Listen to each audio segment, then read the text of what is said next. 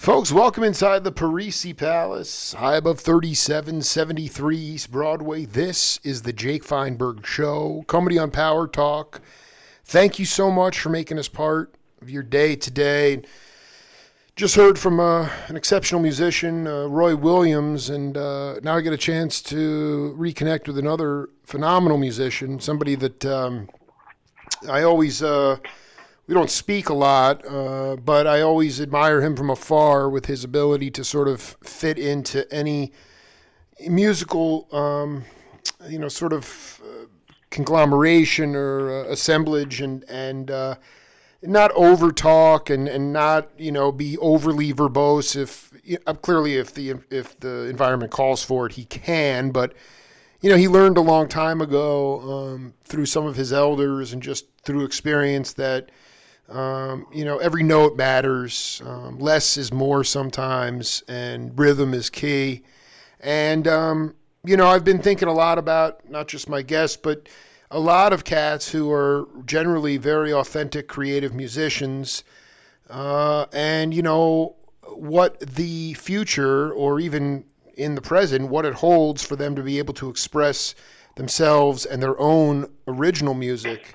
At a time when it seems like, at least, with the uncertainty of everything, that a lot of cover bands or bands that people are familiar with seem to be the safe bet these days. And that's not really something that I get off on a lot.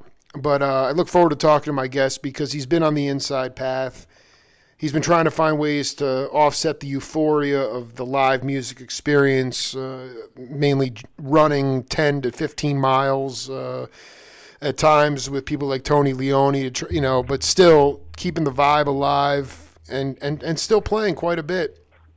Scott Metzger, welcome back to the Jake Feinberg Show. Hey, Jake. Thanks for having me. It's an honor, brother. I kind of wanted to ask you about, do you, because you've been in improvisational bands that I guess you've been the leader of and things like that, but is there like something for you about, do you have a desire do you have a bag of original Scott Metzger tunes with lyrics and things like that you ultimately want to put out there? Yeah, well, in my 20s, I spent about 7 years touring from when I was about 20 years old until I was 27 with a band called Rana that was like a rock band, but we did a lot of improvisation. And in those years, I was one of the two songwriters. There were three of us, three songwriters in the band. And we each brought our own songs to the table, and then we would all sort of massage them as a group, massage the songs into something that worked for the band. But that was probably like the most, prolific period I had writing lyrics, at least. Ever since then, I've been writing tons of instrumental music, but I haven't really put it onto a record just yet. But that's actually coming. Well, I was going to ask you, it's so funny you brought it up because I just by happenstance interviewed Rena Seawick and Andrew Southern. She dropped that name of that band, Rana. Can you talk, because Russo, that band, that was really, that was way, that band. Yeah. Can you talk about that band? Ultimately also, like when you talked about original tunes with lyrics, what was that experience? How did you, maybe you haven't done it in a while, but can you talk about how you constructed songs, songs with lyrics? Sure. Well, I guess, about the band, Rana came about because me and Andrew met. We were asked to be in this guy, Tom Marshall's band. Tom Right. Marshall is the guy who writes all the lyrics for Fish. So I was about 19, and I guess Andrew was about 17. So you're going way, you're talking about like 1998 or something. Yeah, that's my Boston University years, totally. Yeah. Mm-hmm. And we were like the kids in the band, me and Andrew, because everybody else, Tom at that point, he was probably, I don't know, I feel like everybody was in their early 40s. And then there was like me and Andrew. and we were 15, 20 years younger than everybody. So me and Andrew obviously formed a bond real quick. And we only ended up in the band together because Tom happened to know Andrew, and I happened to know Matt Kohut, who was playing bass. So me and Andrew had never met before Amphibian. And, so we were like the kids in the band. So we formed a real strong bond real fast. And he was real quick to tell me, that he had this other band with friends of his that were all our age called Rana. And so one thing led to another, and we ended up playing at a party, and I just sat in with them and just kind of kept up with their tunes the best I could just by ear. And at the end of the gig, they asked me to be in the band. And we really went for it, man. Did you make it out? Is there recordings out there? Because I was obsessed. For a minute, I was freaking out when Raina told me about this band, man. Yeah, man. We put out like 4 records, all independent releases. Wow. We were playing like 100+ shows a year for like, I want to say like 5 or 6 years, I think, or in that ballpark of amount of shows anyway. And it was an interesting thing, man, because like we put out like a little EP just to our friends, really. Like, I don't know how this happened, but then the phone rang one day because, this was before every band had a website. Of course. This was before smartphones and everything, yeah. Yeah. So it's like, if you put out an EP, you made a bunch of CDs, right? And we made a bunch of CDs that, that we'd like hand out at our shows. Basically, I just thought it was just going out to our friends. I didn't, we're just like trying to piece together. And it's got Andrew's phone number on the back of the CDs. It's like, to contact the booking. It's like, call this number. So, not long after we put this thing out, Andrew's phone rings, and it's this guy named Jason Pitzer, who's a very prominent booking agent at a really prominent booking agency out of Nashville called PGA, Progressive Global Agency. And this guy, Jason, says to Andrew, he's like, look, I heard your CD. He's like, I book REM, I book Widespread Panic, and a couple other acts. He's like, and I want to book you guys. Unbelievable, dude. The magic right there. Let me tell you, man, like, and when you're as green as we were, you just kind of think, like, looking back, I think that we all sort of just thought, oh, well, this is how it works. Like, you make a CD, and then, like, a month later, some huge, opportunity comes your way, and you get put on the road, like, playing side stages for Widespread Panic and REM and stuff. And looking back, I mean, like, that never happened. No. Nobody ever, just gets contact. Like, to get a booking agent, you gotta like slave over trying to just get in the door to the booking agency to talk to somebody and then try and convince them that, they should take you on as an artist and you've really got something to offer. So, I mean, that thing just fell into our lap, and they were amazing for us because they just kept us on the road for like 5 years, and we did the thing. We got a van for the band, and we just drove that thing all over the country, and we did everything from, headlining gigs in clubs all over the place to we opened for Leonard Skinner. We opened for Avril Lavigne when Avril Lavigne was like, my gosh, it was like, playing to like 20,000 people. And we worked a lot with Cracker. We became really good friends with that band out of Virginia. And David Lowery produced one of our records. Let me ask you a question. Too many experiences. But I mean, clearly, what did the booking agent, or maybe he didn't get into specifics, but what did he get off on about the music? Because I mean, clearly it was a different time. I mean, in some ways a more innocent time, even though it was this century, or late '90s. But you guys maybe didn't even know. You didn't know what to. You weren't trying to make a hit. You just were having fun, right? I mean, that's not at all. Yeah, not at all. We didn't care at all, and we didn't expect a hit either. We really weren't. Like I'm saying, we weren't looking for it. It just sort of fell into our lap, which I've learned now is the only way things can truly work out. I think you're right. I think you're right, man. Yeah. I really do. But I think that what we were sort of told was that what they liked was that we represented something that they saw in Widespread Panic, which they had been booking and managing for, at that point, 15, 20 years. Since the band's inception, they were the first booking agency that they worked with, I think. And that was that the band is like real rock and roll and jamming.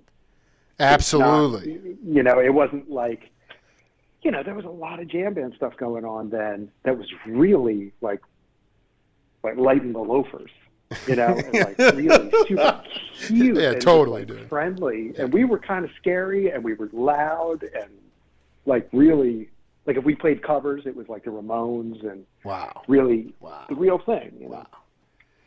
I think that's what caught their attention. But I'm telling you, I mean, we all were just sort of like, oh, cool, a booking agency, okay, Now, looking back on that, I'm like, oh my God, that should have been so much more difficult to get. Well, let me ask you a question, because you're sitting on. I mean, every time I've come see you live, and like, I just have always found like just the fact that you mentioned that you're sitting on a lot of instrumental music. I mean, are you going to put out like a 4-album release? I mean, like to me, like it's important. Tell me a little bit about how long it's been in terms of like how long you've been collecting this stuff, but also like, how is it in your mind? How does it sort of cut above the morass of all the other instrumental music out there? Yeah, exactly right. Well, it's a good question. I'm still not totally convinced that I've been told the opposite for years, but I'm not still totally convinced that I've like found what it is that is, would separate my sound, like my sound. I guess, sure. Something that I would consider my sound. I'm not convinced that like I've found that, and until I feel that way, I don't. I have not for years felt like it's worth putting out just an album of guitar music. If it's, it's like I listen to interviews with guys like Bill Frisell or somebody, and he was surrounded by all these people as he was coming up, like John Abercrombie and Schofield and Pat Metheny. Like they were all contemporaries, and they all had like Frisell, when he realized kind of what these guys were all up to, his whole thing was like, well, I guess I better like find my thing, because these guys all have such unique things. And I think that it's been me not being totally convinced that I have my thing just yet has been the hesitancy. But no, I really dig that. I mean, maybe you're not even the best, but you may not be the best person to necessarily objectively know that. But exactly. But I actually think it's a completely legitimate reason to hold off on it until you think it's. I mean, I remember, Michael Shreve, him and Frisell both said in different interviews. They said that.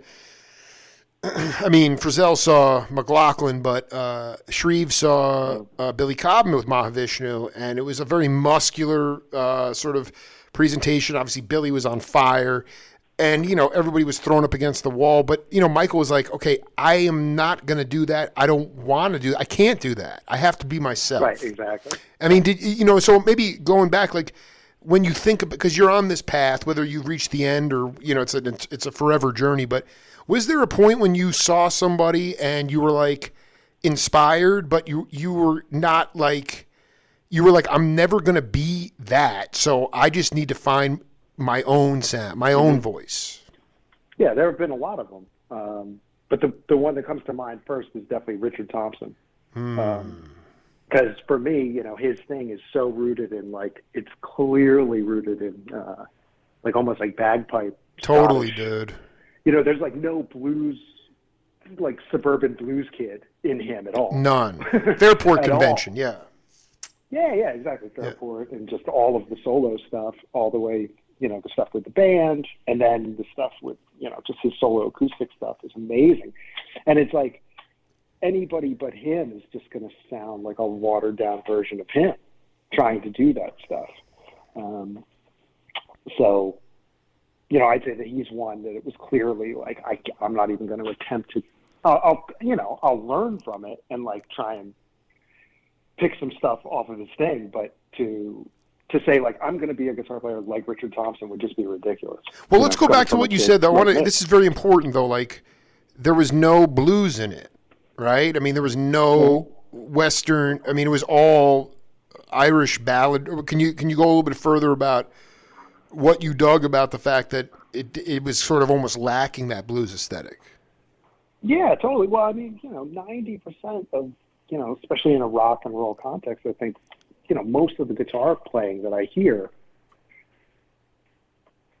of a certain level is coming out of this like one sort of scale. Yeah. That's like, this like minor pentatonic bluesy scale that's sort of like the ground floor scale that people learn when they're learning the guitar or something. And then a lot of people just kind of play variations of that for an entire career, really. And then you get guys that completely break that theory apart.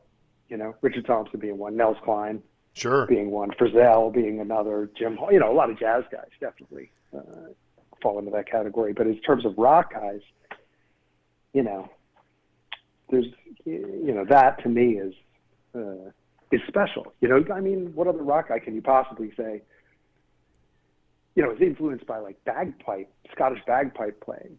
I mean, I think that he's in a category of one, right? I mean, that's it. I just want to be, I have to tell you something. I mean,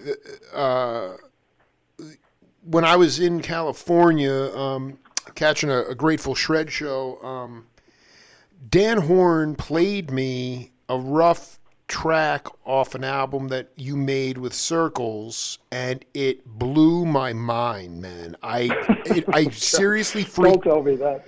I mean, we can. It's not. I just want to tell you, man. Like what I heard, and I was not even inebriated. I mean, I was totally like just high on music from the show. But he's like, yo, this. He was so geeked up. He put this in my ear. I'm telling. I have not heard anything like that. It sounded like one instrument. It was crazy, dude. Your playing was, and I was like, dude, maybe it's like, I don't even know. I mean, it's a very, I feel like with all your different experiences and just your true nature, being very humble cat, like, I feel like you have gotten there, but yeah, I mean, but you never really get there. That's the point. Yeah, right. And I mean, it's all about concept. And I'm definitely a person that, tries to take stock on what everyone else is doing around wherever I happen to be, and I try and take stock into what everyone else is doing and definitely not do that. Exactly. What I was hearing was like, you were like this light, I can't even describe it, dude. I lost my. I'm sorry. I really lost. You got to get your hand on that record. It's the sickest thing I've ever heard in my life, dude. So, but I mean, can you talk about as you look through this this compendium of original music? Is it generally like? I mean, can you just talk a little bit about like? Is it long instrumentals? You leave the head of the tune. Is it trio form? What kind of? Is it solo? Like, can you just talk a little bit about? Yeah, I'll tell you. What I can say is that it has been decided that some of this is going to see the light of day, right?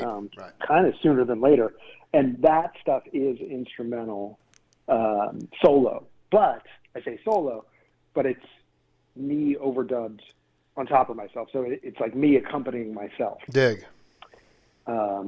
Put down one rhythm track, put down one maybe a melody track, and then maybe put down another track of like harmonics or something else, some sort of sonic thing to kind of smear it around a little bit so that it's not just coffee shop acoustic guitar playing. Because let's be honest, there's been enough of that. Way too much of that, dude. No, dude. All I can say is, man, like it is a very, like you said, it's a strange and bizarre time. I just know that you're on the right path, man. Like just continue on that path because it is like there's some spiritual thing going on, and I don't even know if you're. I just wanted to ask you truthfully. I mean, I've been to several different. I've picked and choose what I wanted to see live, and I've had some euphoric experiences. But I mean, how have you handled like the gravitational push? Like, I don't know. I can only imagine. I remember someone just told me a story about Coltrane's quartet with McCoy. They finished a gig in Chicago. They played all night, and then they drove home back to New York because McCoy didn't like to fly, and they didn't say a word. They didn't have to say a word because they had already communicated with each other. They had already talked the whole time, right? It was like you don't, and that's what I love about the musicians. You don't. Once you get it out of your system, it's like you feel so good. You just feel at peace. And just from your own personal point of view, how hard has it been to have not just the uncertainty of, well, are we getting the train started again? It stopped, is that, but just in general, like not having that communal spiritual discharge and breakthrough and like healing, like as a musician, like how hard it's been for you. Yeah. I'll tell you, I could say how good it's felt to have it back. Please go anywhere. I could even say, like, I don't even know how to say how tough it was there were just no gigs. Because I don't know, people listening don't know, but I'm in New York, right, which was like lockdown as lockdown gets for the better part. It was the epicenter of it all, really, at the beginning. Yeah. Oh my God, dude. I mean, in March, I got home from a run of shows early March, and then it was just like ambulance sirens outside my window for like 5 months straight. Totally, dude. I mean, oh my God, there was never a time that there were not ambulance sirens happening here. And I had buddies who were, not to get too dark, but it was just the real thing. Like I had buddies going into the hospital left and right, all at the very beginning. It was really scary. And then, not to mention, me and my fiance, who's also a musician, Katie Jacoby, all of our work disappeared too. On top of that, so it was just like this total like, who even are we? Like, what is happening? This just can't be happening, And then also to be clear for the audience, I mean, I know that not just you, but Katie, but like nobody was getting filthy rich, but you were super busy right up till the pandemic. I mean, the amount of gigs was insane. Everybody was really busy. Absolutely. I had what was going to be like the busiest 6 months I've ever had, which is pretty busy. Yeah. Laid out before me. Katie, who was, she plays violin with The Who, and she was literally on the way to the airport when they called her and said, "Don't come to England because we're canceling the tour." Wow. So it was just like, it was just brutal. It was kind of interesting because, like, we did okay. I taught a lot of virtual guitar lessons online, and that was actually a really good way to connect with people. Sure. Because otherwise, you're not meeting new people, right? There's no way to get out and, like, meet new people or do stuff that comes along with the job of being a musician. That's so awesome, Like, absolutely. Yeah, right. Shoot the shit with some new people and, talk about music with people and geek out about how awesome this record is, that record. Or just, just find some, like, sleeper musician, too, along the way that, like a new comrade, Yeah, totally. Exactly. Yeah. Totally. Exactly. But I don't think that I realized how much I missed playing music until I did you actually mentioned in your intro that I did an all improv gig with Tony Leone and Jeff Hill. Oh, the Bardo gig. Yeah, exactly. Oh my God! Please talk about that. That is my psychedelic sangha there with Doc Kelly. Go ahead. That's right. That was the first gig that I did. So from March, 3rd until, I think we did that gig in like November of 2020. So however many months that is, a 9-month break, which for that's definitely the longest break I ever want to take from ever, doing a gig. I don't ever want it to be longer than that. Yeah, right. God, please let that be as bad as it ever gets. But I don't think that I realized how much I missed playing with people, like you were asking, until I got into that gig, and in about 20 minutes, 30 minutes into that gig, we just went in and just improvised, the three of us, me, Tony Leone, and Jeff Hill, to a crowd of about 20 people in this gorgeous church that's built to hold 700 or something, right off of Washington Square Park. And everybody was like spread out, because this was still pre-vaccine. Sure, yeah. All the stuff. So everybody was like spread out on yoga mats, like 10 feet apart from one another, everybody wearing masks. We certainly were as safe as you could be about it. And about halfway through that gig, Tony and I and Jeff I just got that feeling again where I was reminded of the communication that can happen when you're playing music with people is really, it's just on a different level. It's like its own thing, and it's just the best, and yeah, I mean, it's like brings people to tears, man. I mean, it's insane. Yeah. And when that feeling hit, it was like this strange, I was like giddy. I was like, oh, and I knew it too. I was like, oh, there it is. Yeah, like, right. it was really moving, It was emotional, straight up. So, yeah, so that was, and then since then, I've been lucky enough that, J-Rad was able to pull off like 30 gigs this year. I played with Circles for like 20 gigs, I think we did, or 15 gigs on the front half of the year. Right. And to have those connections back, just get back into that, having that kind of communication be a regular thing is just great. Well, we're talking to Scott Metzger here on the Jake Feinberg Show. We got a game on this program called Name That Voice. I don't expect you to know who it is, but pay attention to the content, and we'll come back. Okay. Playing rhythm is, first of all, I'm the most comfortable playing the rhythm. And second of all, I play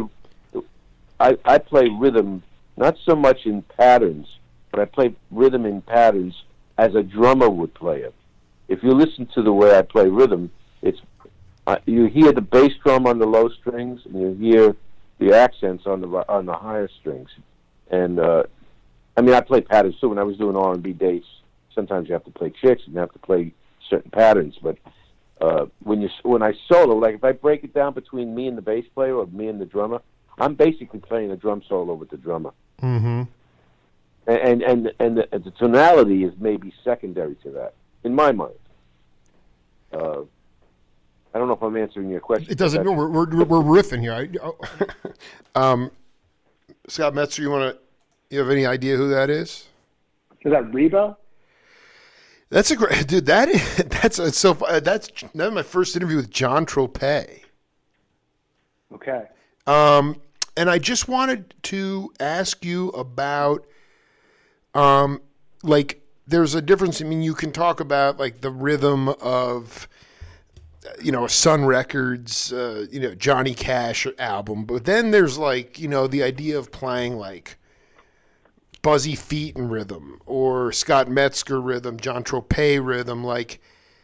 Can you talk about, did that resonate in terms of syncing up with the drummer when you play rhythm, like someone like Russo? Can you talk a little bit about the components to really playing heady rhythm guitar? It sounds, for a lot of people, they wouldn't recognize it, but it's one of the things that I miss the most, especially on a lot of modern pop records and things, is just the lack of a really, really great rhythm player. And I wanted you to talk a little bit about, how you develop that and how, and especially in a live context, who you're listening to on the bandstand. Yeah, that's a great point to put out, because it takes like a real grown man to be a great rhythm player, yeah, it does. It does. Most guitar players are just chomping at the bit to get to their solo, and and it shows too in the way that they can play. But yeah, I mean, playing good rhythm. I've always thought that some of the best compliments I've ever gotten from musicians are when drummers tell me that I'm easy to play with. Right. Because those guys, man, drummers, they know their shit. And I think that they probably struggle with playing with guitar players a lot, because a lot of guitar players, they play real loud and maybe aren't, they're not as sensitive as a drummer would like them to be to the changes that they're making. So I think they're finding a great rhythm player, man. I mean, there's a live Dr. John record that was recorded at that place live at Hempstead. You know that Yeah, the radio show. Absolutely, they were doing. I forget the call letters. Yeah, so many bands went in there. Yeah, man, and so many bands made incredible recordings. It's true. Too. Yeah, like, that's right. It was like everybody brought their A game when they went to that studio for whatever reason. Nobody phoned it in. And anyway, there's a Dr. John record from there, and I'm blanking on the guitarist's name, whoever it is playing rhythm guitar. But man, I mean, that's worth checking out just for the rhythm guitar thing. And it's like you don't even notice it when you listen to the record, because it's like that good. It's that in there. But if you focus in on it, if you zoom in on it and really listen for that, it's incredible what's going on between that dude and the drummer. Dude, I'm not even hip. This is June 11th, 73. Is that what it is? Oh my! And they're not listening to the it's from Hempstead. It's like your new. If you're a Dr. John fan, which like who isn't? That's like your new favorite record of his.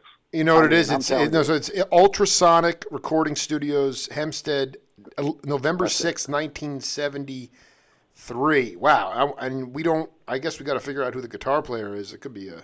Yes. Yeah. And there's some track on it too where he goes through and introduces the whole band. So it's on there somewhere. Wow. And I'm just blanking on the guy's name. But that rhythm section, I sometimes think like I just try and keep my listening to like a super high shelf level, like I don't like listening to crap. I don't like wasting my time with stuff that I don't think is real X Factor. And that recording very often comes up as like the best feeling, rhythm-wise recording that I can think of practically for something, like something that grooves like that.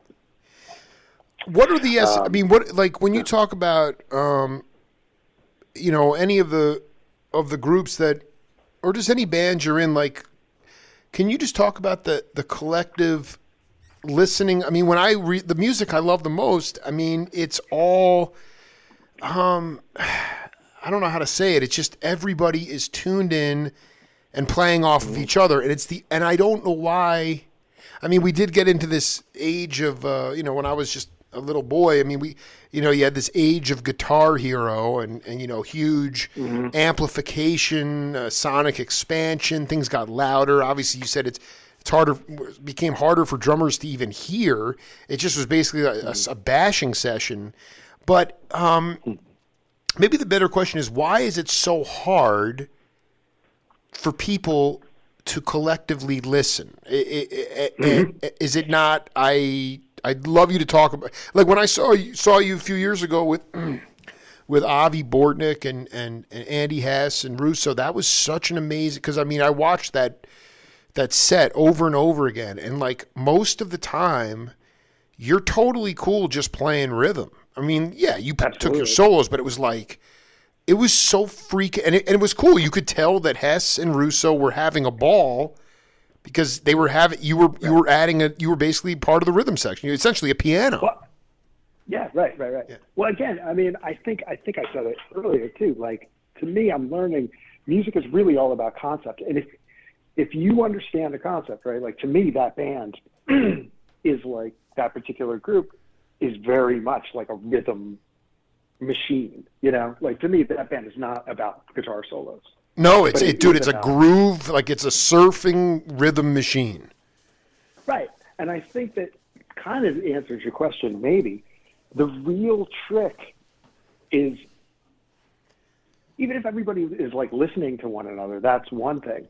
But there's like another level to it where if everybody understands the concept of what it is this particular group of people is going for, whatever band it is, I think that that's really where it happens. Because if you had a guy in that band that was there just to play guitar solos all over the place, it would kind of ruin the whole thing. It would take away from this group. I like to think of it like a gang, like a band is a gang walking on stage, and it's like, we're here to do a fucking job, and we all know what our job is, and we all know what our roles within that are, or individual roles. And we're going out there. We're going to take people down. Yeah, no, I mean, thank God it's nonviolent, but it's great, man. You can take them down. Yeah, exactly. And you count on each of the other guys or girls to do their job well, and that they understand, too, the concept of what we're trying to do here. And that, I think that makes it much easier, or maybe a much more, like a deeper listening experience, because if I know what Joe's sort of thinking as to where things could head or what the ultimate goal is, that's going to make it easier for me to figure out how I can contribute to where we're trying to get to. Yeah, man. I mean, dude, you were playing some games, man, in that show. Like the facial expressions were hysterical. Like you guys were really stretching out. It was, but there was no like. It was just like it was just grooving the whole time. Like that to me is what it's totally about. It's not, and there was an unpredictability because there were times where Avi would look over and be like, don't you want to, it's your turn. Do you want a solo? And you just kept playing, you just hitting the rhythm so hard. And then almost like going off the to me, that's what it's about. It's like, I remember when I interviewed Russo, he talked about, playing in a band, Fat Mama, with Eric Deutsch, and they were playing like these. They were playing like all these, like they were on this one Midwest tour, and going through these sports bars, places that people could care less whether they were there or not. Some say it's obviously some great gigs, but there was like one time in Chicago or something, and it was just a typical sports bar Sunday night. There was football TVs on. Nobody really was that interested in what they were doing. But that night, for whatever reason, and Russo had been in his head a little bit, and he said, I stopped playing with fear. I stopped playing with fear. I stopped worrying about making a mistake. Obviously, it was sort of one of those things where, you kind of have to go and take chances all the time. To me, like, that's the music I love, is when... And I just want to keep pushing people to go for it. I just want people to keep taking chances. Like, yeah, okay, you may fall on your face. Get back up. You'll be okay. Like, it's all right to make, there are no wrong notes, so to speak. And I just wonder, like, if there was a moment in your, you've taken long walks with John Abercrombie. You studied under him. You've been in the academy. You've been on the bandstand with a lot of, very heavy musicians, all different genres. But was there a moment in your career when you just kind of got fed up with the vanity of it all and just said, F it, I'm not going to play in fear anymore? Yeah, I don't know if I can nail down an exact moment or not. I'll say that the 7 years that J-Rad has been a band have really influenced this exact thing that you're talking about for me. But there was some point, I think it's been a process where I've slowly stopped thinking about being a guitarist and more about being a musician. Right. And stopped worrying about, just because I know, stopped worrying about what maybe the musicians in the audience think, but think about the listener who isn't a musician, which is 98% of people, it's not, It's not like I'm playing to like 75% audience, you know, musician audience. I'm not Pat Metheny, you know, we're not Pat Metheny group or something like that. And that's been the real thing, because the fact is that if I miss something technically or something like this, I've really learned and integrated that, like, most people do not sit there and notice that, you know, or like disappointed. If anything, they love it. You know, I think that the mistakes prove, like you said, you know, it proves that you're trying to do something that's maybe outside your grasp or something. I mean, that's what I was trying to get at, is like, do you, like when you started, do you still, are there any musical situations that you're in? Because I think it's so easy to, first of all, I love that you're the second person today that brought up the idea of like caring too much about what the listening audience, or, you know, that might be interpreting. Like, nobody really is paying that close of attention. Like, they just are trying to get off. They're trying to have fun, you know, and they're loving it. But the thing is, like, can you give an example of a musical situation now? I mean, J-Rad, you guys know the songbook. You guys trust each other. You know, I mean, yeah. Is there? Look, play. Yeah. This is sorry to cut you off, but like, go ahead. You know, like playing songs correctly or something doesn't impress me at all. You know, or I'm not like interested in that. No. For myself.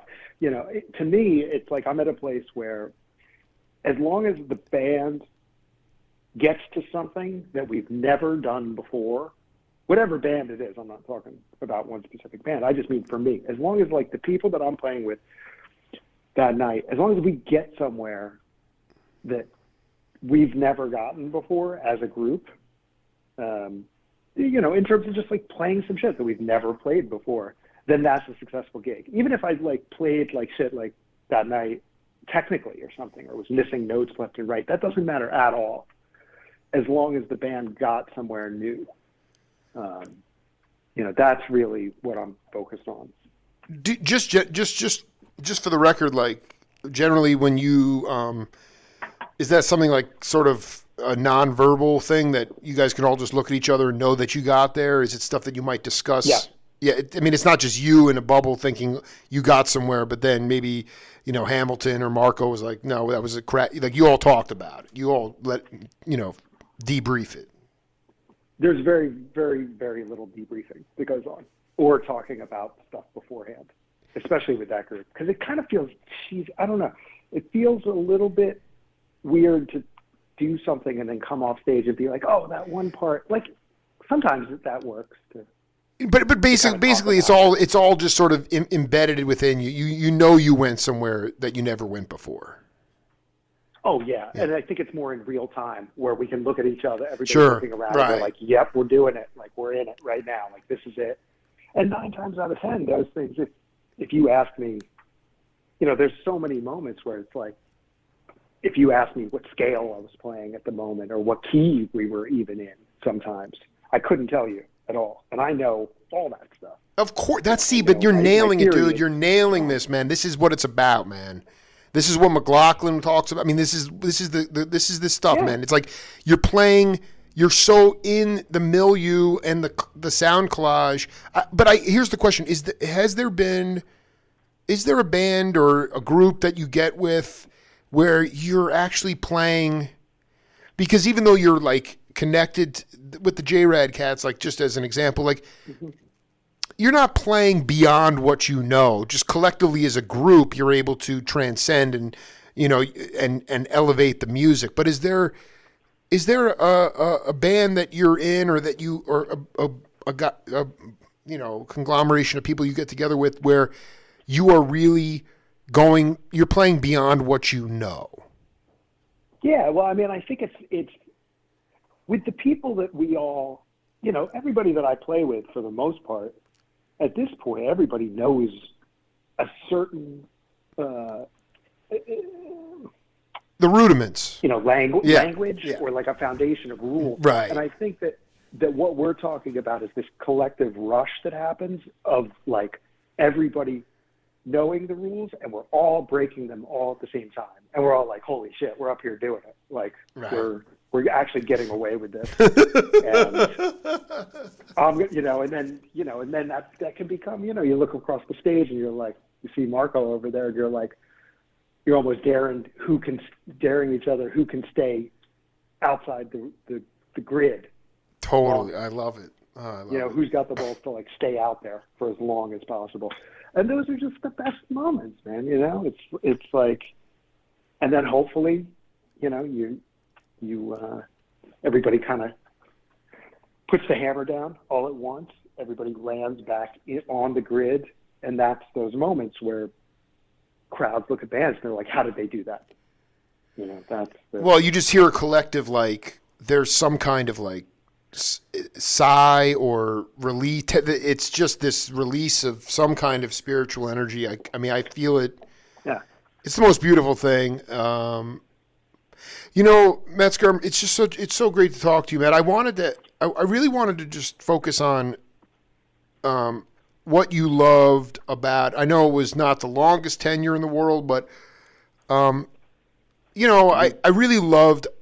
Like I told you, I heard this thing. It sounded like it sounded like the sun when Horn played it. It sounded like the sun. It was like the energy. It didn't even sound like you were just in the middle of this vortex. And I just wanted you to talk about, because in my mind, like Neely started the band, and Neely was the greatest freak. I mean, I love his guitar playing. No one, he had his own style. He got better and better. I never even knew him in his previous life of singer-songwriter stuff. But, I thought, I was like, Metzger is such a humble musician, and he's the best. I mean, I thought that you were like bringing a level of exceptional musicianship to that band. And I just wanted you to talk about what you enjoyed playing with them, because I'm still trying to figure out. I mean, they're all classic people, and I love them, and they're really great musicians. But they seem to play beyond themselves, and I just wanted you to talk about like what you enjoyed about playing with them. Yeah, I completely agree. I mean, each one of those guys has a total command of what they're doing there, and everybody plays with like great tones and great feel. And it was, like I said, I think in total we did about 20 gigs together in that configuration. And I mean, there wasn't a bad one in the bunch. And I really saw it as my job to just kind of not, to be playing and to be a presence in the band, but to never get in the way of the thing that those three had, to just try and add something to it. And again, I mean, I think it keeps going back to the same thing, because I think it's just what's on my mind about music these days. But those three guys have a concept, Right. Like, it's a really strong concept. It's like, okay, we're going to be like this groovy kind of disco feel thing, and we're not going to worry about, most of the bands in the scene are like really all about like these huge peaks, just constantly over and over and over again. And those guys are not that at all. It's like they get into a thing and it just sort of simmers for a long time. And then there's these little sort of bubbles of tension and release that happen. And they're throwing those tension and release things around in pretty subtle ways. And, it was just some like grown up shit that they were doing, I thought. I thought that they were thinking about the elements and fundamentals of music that are the right elements and fundamentals to be thinking about. Each one of those guys has put a lot of time into their sound, and not only their personal sound, but how their sound blends with each other. And I just, as soon as I sort of put that together about those guys, which when we took about 2 or 3 gigs, I was like, oh, these guys, cool. Yeah, dude, I'm telling you, that's exactly. Dude, you blended in. I don't know. I don't want to keep obsessing about this. It really freaked me out, man. Yeah. You really figured out your part very quickly. I mean, I think it kind of freaked us out too, frankly, because the first 10 nights that we did that gig. I mean, I'm telling you, I haven't done 10. We did 10 nights in 2020, and we did it was 2019 No. It was right up It was before the February pandemic. Yeah, that was the. 2020. I was trying to get that tour. I was trying to fly. I was broke. I had no money, and I was like, I got to see this tour. And then the pandemic hit. Yeah, and straight and came home, and I haven't done 10 nights in a row since I was like in my 20s, which is a long time. Yeah, but I'm telling you, all of us at the end of those 10 nights, we were like, we could do another 10 more, easy. I'm Because it was telling just you, like man, riding it this, was amazing expectation thing. And in a I'll just in a non-pandemic year, who knows what would happen? It is a bitch being a musician in 2021 and trying to make schedules work and this, that, the other is. You know what I mean? It goes. Listen, listen. It is absolutely unprecedented. It's not like, I mean, you have to. I think in this time, more than anything else, I just feel that it's important that you do what you feel in your gut is the right thing. If your instinct and intuition, if that's what it's telling you, then that's what you have to do. And you're right, it's absolutely unprecedented. And chances are it would be a whole different thing. But if this never occurred, but it did, I just wonder about like you, not someone like, have you learned to master this idea of being in the moment, so to speak? I mean, I don't really have I definitely have a more physical meditation practice. It's definitely, I'd rather play conga drums to like Cal Jader records or something than sit there and do like sedentary meditation. But I mean, how have you, because you know what? Circles is still doing 9 shows in 10 nights. I mean, it's like, to me, if you're playing organic, real music, that's what's out there. You got a tour bus, you drive through the night, maybe you catch a shower at the YMCA, but it's not that I mean, how have you been able to sort of plan for a satisfying and being able to sing for your supper, whether it's through lessons or gigs, and then recognizing what the touring life is? Because I have to believe that,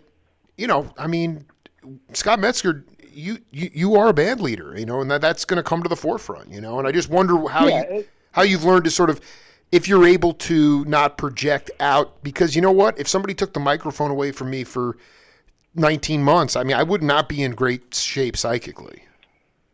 Yeah, right. No, I mean, it's like, I think that I'm really glad that I've been, I started doing gigs in Jersey when I was 16, 17. And that was like my job, since then. And, I mean, more than 20 years. So that means that like when this pandemic hit, I've been sort of at this for 20 plus years. Absolutely. And in those 20 years, you realize, you do realize you get this sort of, you can always tell musicians that's like been around for a long time because they're ready and willing to roll with punches, no matter what it means. If it means you're in a venue with bad sound or whatever, where you don't get any sleep the night before because travel gets all fucked up because weather or whatever it is. You kind of get this really hard skin where you're just like, all right, this is it. Like, me and my buddies always joke that there's that line in the Godfather where he goes down to see Hyman Roth. Yeah.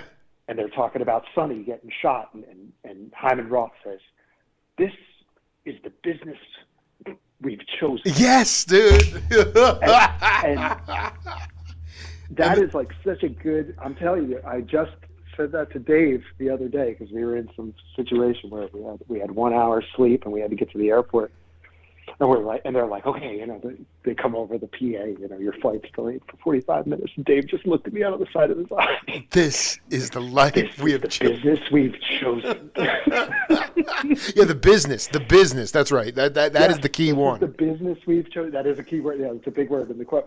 But, that's really it. And I think that all of us who have been around and been, are smart enough to know it ain't glamorous. Like you said, it's really, it can be very not glamorous. I think that all of us just kind of took a deep breath and said, all right, this is the challenge that we're presented with now. There's always a challenge in this in this musician life, whether it be money or, travel or lack of gigs or too many gigs, there's always something.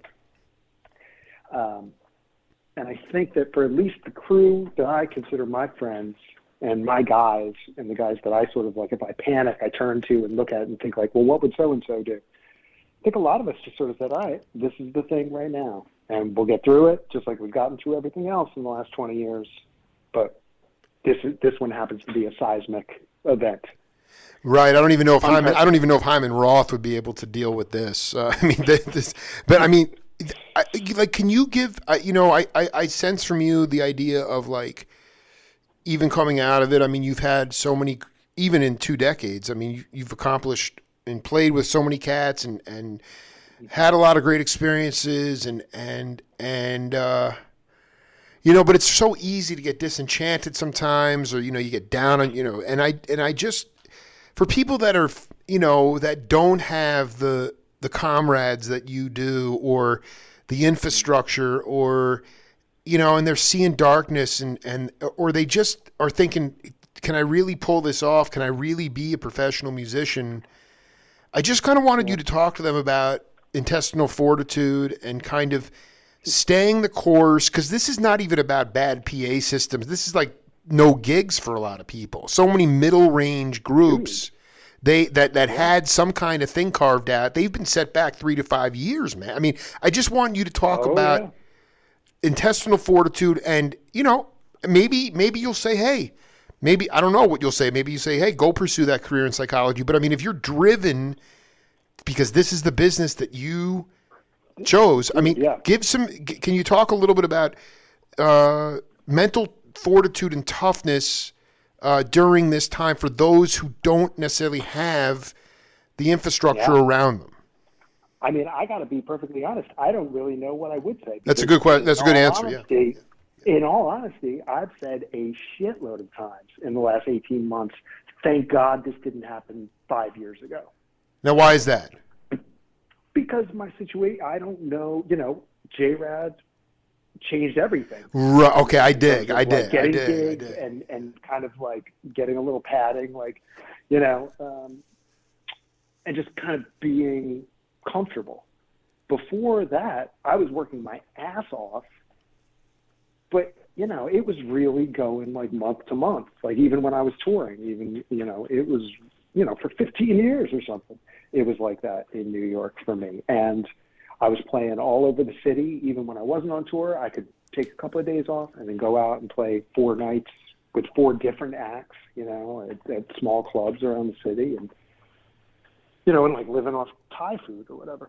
Nothing wrong with Thai food, but no, that's so interesting because you know what? Like, I remember you put up a picture on New Media a few years ago when I guess it was your first run at Red Rocks with J-Rad, and like you put up a photo from like behind the stage of like this like sea of humanity, and it was just sort of mind blowing for you. And what you're saying is like, thank God you have that sort of built-in sort of institution now, like that can, you can count on at least having some gigs and people showing up, right. but and there was like light at the end of the tunnel. Like right. At least I had some J-Rad dates on the books. Right. They, kept getting moved just like everybody else's gigs, but at least there was stuff that it was like, okay, when we can do gigs again, there are going to be gigs. Right. Right.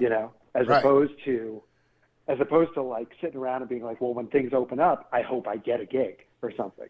Which I gotta say, man, I feel for anybody in that position, because it has nothing to do with, like, in a lot of cases, it doesn't have to do with like whether or not you're talented or whatever. There's a lot of timing involved in the music business.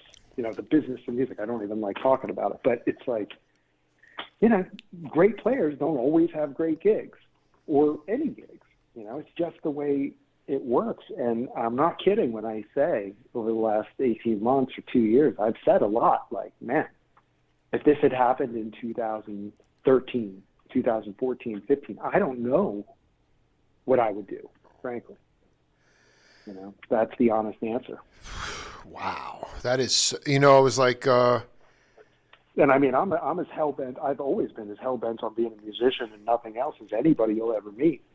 But Well, I mean, I really want to just tell you, man, like, I mean, not that, you got, everyone only has 24 hours in a day, but I think you're one of the cats that's like, you got the memo about being a real human being. And I just think that it's really important because, like you said, there's so many dudes and women out there that are like, they can be, you can be the greatest musician, but if you're not necessarily a recognizable name, there may be no gigs. And I just think it's important for you to just be an advocate for those that I don't want to say less fortunate, but are just don't have that same recognition, man. It's people like yourself and the guys in J-Rad and Leone and Hill. Like, again, you guys are trying to figure out how to just get ahead too, but it's really important for the younger cats to know that they have, even if you never even met them. I mean, I feel like that must be a gratitude is the word. Is there like something that you feel like you've grown in, or you've sort of have a different perspective from a humanistic point of view coming out of this whole thing in terms of maybe being more generous, or I don't even know. I mean, have you philosophically changed through this whole thing from before the pandemic? Yeah, well, I mean, in terms of feeling grateful for having a career, like you were saying, and like having whatever book for the other, that I don't even have the words, honestly, to say how grateful and privileged I feel to be in that position. Because, like you said before, I mean, this is completely unprecedented. Absolutely, that's what I want to say. Just you keep inspiring other people who don't have, like, that's the you sort of have to be a beacon for. I was going to say like. But I'd say, go ahead. Yeah, I mean, I'd say you got to be a little bit crazy. Like, unless you're coming from like a super privileged background or something, where you can sort of afford to try and be Trustafari and yeah, exactly. Otherwise, you're nuts right. to you've got to be a little bit crazy to choose the musician career. Yeah, exactly. Because I mean, it is not for everybody, and I think that if I was younger and was in this position or was in a different position, I guess you just kind of have to like lean into that feeling of like, am I really being honest with myself here? That I've got whatever it is, which is a combination of a hell of a lot of things. It's not just playing music well, but it's, being resilient and, being able to inspire yourself when you don't feel inspired and all this stuff. The list goes on and on. But, I mean, I guess it would just be like, can I really stay the course here? And do I really, really realistically see, an eventual this working out? I'm not saying that very well, but no, I know it comes through. What are you like? Have you ever reached a point or had a point in your career where you actually stopped listening to other people's music because you just really wanted to focus on your own sound?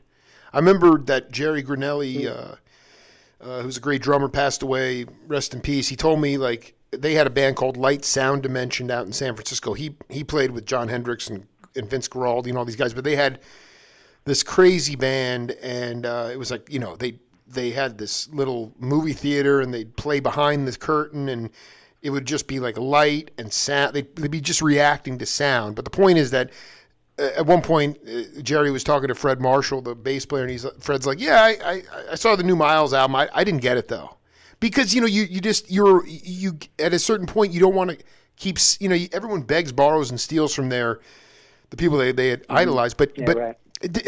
Even during the pandemic, how do you unclutter your mind? Have you ever just like not listen? I mean, even though you're a music lover, have you ever been at a point where you just stopped listening to other music because you didn't really want to get influenced by that? Yeah, for sure. Yeah, absolutely. I mean, these days I'm a big audiobook guy, and I enjoy listening to audiobooks. Like when I go, you mentioned I've gotten very into running. Yeah. Never listening to music. Never, ever. Always, if I'm not running with Tony Leone. Dude, you always with the coordinates and the amount of miles run. I'm like, this is inspiring. Yeah. We're going to start the Brooklyn Musician Runners Association. The BR. Long distance runners, man. I love it. But you're always listening to audiobooks. All right, I did. Yeah, so I listen to a lot of audiobooks, and listening to music is such like an active activity for me now.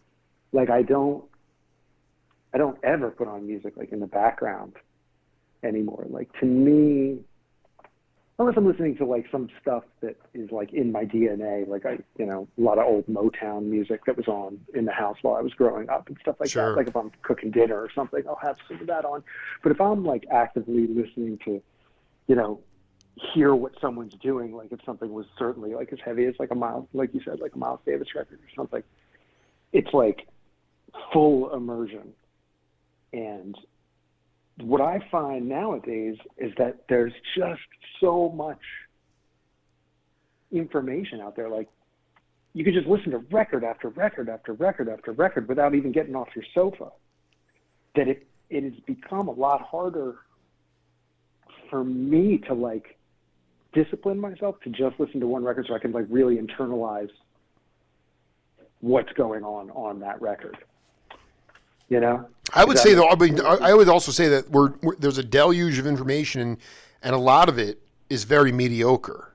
So it's very hard to discern, not to the, what you like, what's, but I just feel like there's this idea of comping and this sort of need to play in these certain styles. I long for those days of like, everybody just sort of. I just remember David Garibaldi telling me that if people came up to him after a show was like, "Yeah, man, you sounded just like so and so," he's like, "I'd want to slit my wrists," and it's that's like a drag, yeah, right. It's a drag, and that was a collective feeling. Every dude, woman, they wanted to sound different. Didn't matter if you were playing fiddle or keyboard or horn, right? And somewhere along the line, that didn't become. That didn't become commonplace. We became a formula trip, and I totally agree. Yeah. My hope is that coming out of, it's hard because it's really hard to play yourself and make money doing that, unfortunately, in this time. But it's like I hope there is in some way this renaissance that allows. Yeah. For people's individuality to come through, for people to feel comfortable enough to express their own individuality. Yeah, no, I totally agree. And I mean, I don't know if society really encourages that at all. In fact, definitely not. No, definitely not. But like, and I don't want to bad talk anybody, but like, when I go to these like festivals, jam band festival or something, you walk around. Sometimes I'll walk around and just kind of let it become like a thing where like, I won't like necessarily walk up to a stage and stand front row or anything, but I'll kind of like walk by a stage here and then just keep walking and kind of just be like, oh, what are these guys about? What are these guys about? In that jam band scene, I mean, I feel like 90% of the guitar players I hear just like kind of have a Trey Anastasio thing dialed in. Exactly. That to me is kind of like, well, if I want to hear that, I'll just listen to the Fish record. Yeah, just go listen to Trey. Yeah, exactly. Go see Trey. Yeah, exactly. I was really lucky that I came up. I grew up in New Jersey, right on the Delaware River, which was right across the river from. I think we've talked about this from where the guys in Wien lived. Right. New York, Pennsylvania. And when I was a kid, I got introduced to them. They were kind of the first guys that I ended up doing gigs with. Was Mickey, who's Dean Lean on guitar, and we would do these gigs with this guy Chris Harford. Oh, I love Chris. Incredible songwriter down there, and he's like mentor to me. But those guys, it was like it was like no joke. Like, don't be coming around here trying to sound like Dean Ween. Sound like yourself or don't come at all, Yeah, it was like you were not like that was like the most uncool thing that you could do. Is to like be like, hey man, I'm playing next to Mickey. Like I'm going to do some Mickey stuff. And when I was you younger, told me that. You said that maybe that was the band you were in when you played some really hot solo the first time and the crowd got off and the whole band got off, and then the next time you did it again and the drummer's like, what the fuck did you do that for? Yeah, right. It's like that mentality. That's got to come. Yeah, exactly. And just the idea of like, well, Mickey's thing, the Dean Ween guitar sound belongs to Dean Ween. Like he thought of it. He fucking busted his ass to get there to where he has a thing. Like, you should respect that. And in that, wrapped up in that comes like, you should respect yourself enough. This is getting pretty therapy-y. But like, you should respect yourself enough to find out what your thing is. No, dude. It's and I'm so glad that I came up in a crew that was not having it, because I see, like we're talking about, I see so many crews that it's like, hey, this guy sounds just like Trey. Awesome. Like, let's have a band where he sounds just like Trey in it. And it's like, what the fuck is that? Like, I don't know that.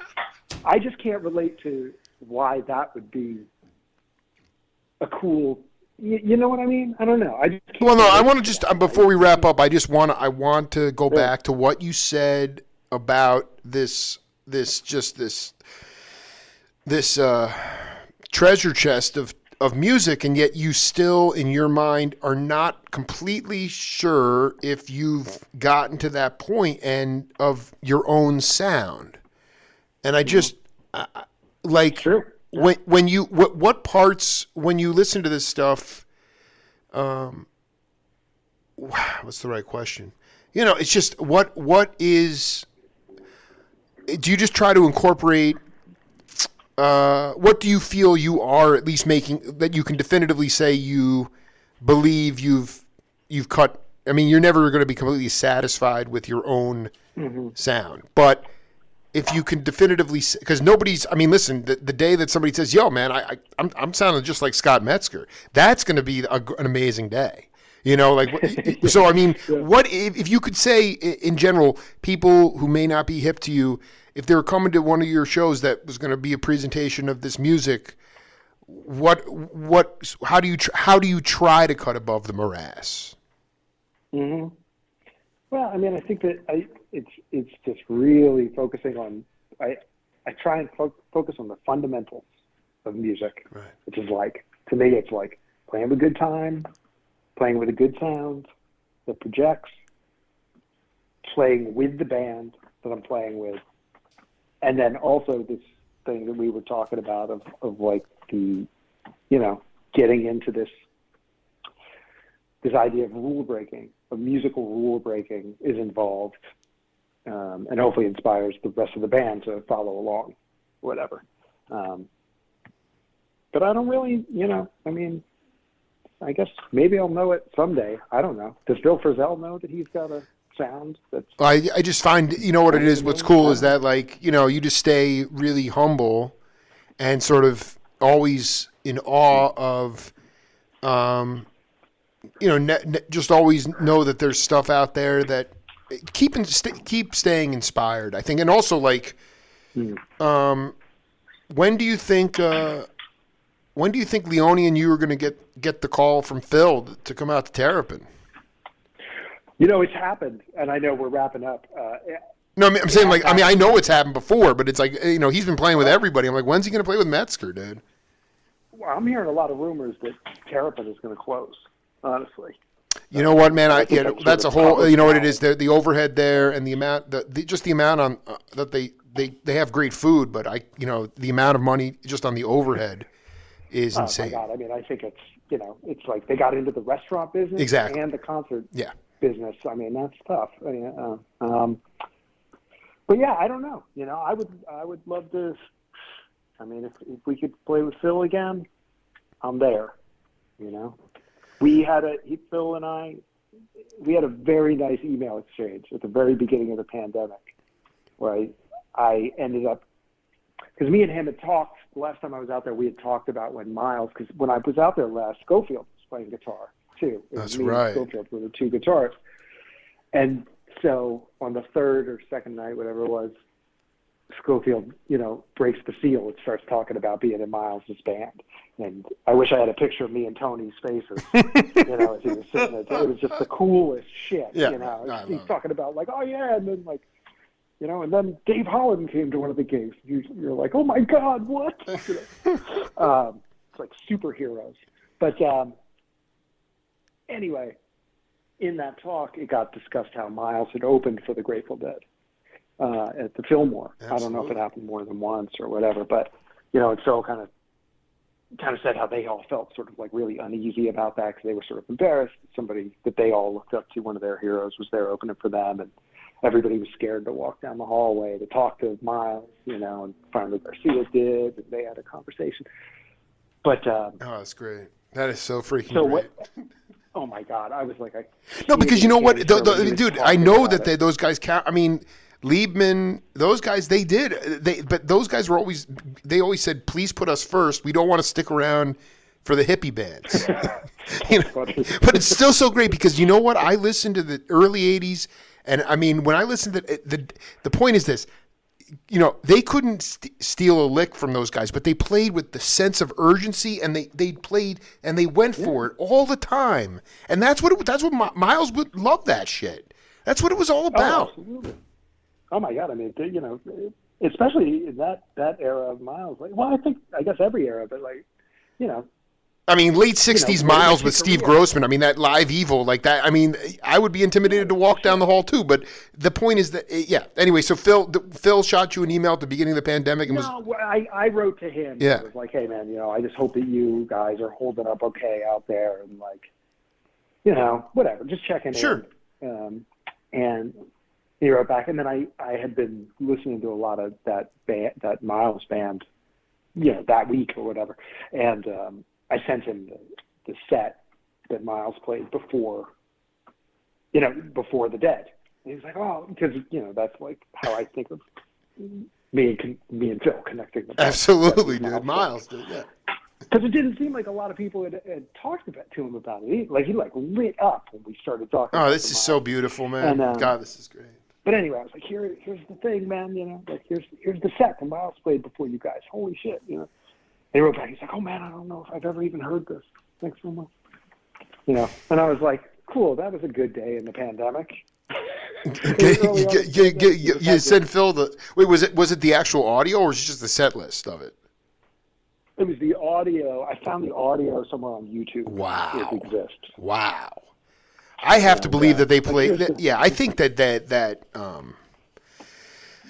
Yeah, I mean, I have to believe that Miles played more than once opening for the Dead. But I mean, just to me, like you can feel that vibe, and I guess maybe I totally agree. Yeah. Yeah, I mean, just Metzger. I don't know, man. I'm pretty much stuck in the regional bastion of the West Coast for the near future, but I really do hope I get to come see you play some music really soon, man. I appreciate.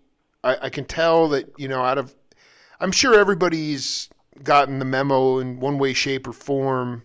I feel like your heart has gotten bigger over the pandemic, and I feel like I don't want to put any more responsibility on your plate, but I just feel like it's really up to our generation in order to keep the lineage together. And also, I mean, let's face it. I mean, most cats, once they get to the level of professional musicianship that you're at, everybody can play, but most of it, 90% of it's pretty much mental. It's pretty much just keeping your head strong, and younger generations just they're not as mentally strong. So it's really important that you guys, lead by example. That could be nonverbal, but it's going to keep showing up. And, I appreciate you, man. And I appreciate, I just want you to keep things going, man, because it's not just unprecedented. It's also like it's really hard to have cohesion in domestic touring when the country is so divided. And people may not agree with that, but it's so polarized and so effed up it's hard to go out and collectively get cohesion musically when there's just this much insanity happening. And I only hope that live spiritual music is something that will help bring people together. It might sound naive, but I do feel it can help heal the world. Amen. I'm with you. I am with you. Yeah, man. And thanks so much for the great conversation, man. Always a pleasure. You keep up the, you really crank out these interviews. Well, keep an eye out. On yeah, man. I mean, four books, and it's an endless well, man. And we'll be in touch, man. Much love, dude. Sounds good, Jake. Back at you. Take care, bro. Later, man. Later. Yep.